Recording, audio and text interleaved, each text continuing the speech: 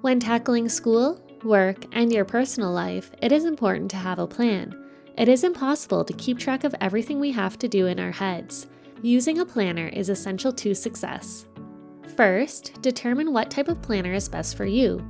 Will you use a paper planner or an electronic one? Both are great, it all comes down to preference. Second, enter all of your fixed tasks into the planner. This includes your course schedule, work schedule, due dates, and personal and family activities like birthdays or weddings. Third, enter all of your flexible tasks into your planner. This includes things like schoolwork, studying, readings, and social time.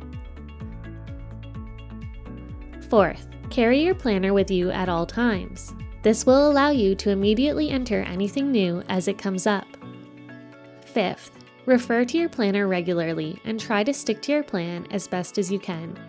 It is okay to move things around once in a while, but normally once something is planned, you should try your best to stick to it. 6. It's important to be realistic with your plan and to stay balanced. Don't schedule too much or too little for yourself, and make sure to schedule tasks that you actually enjoy.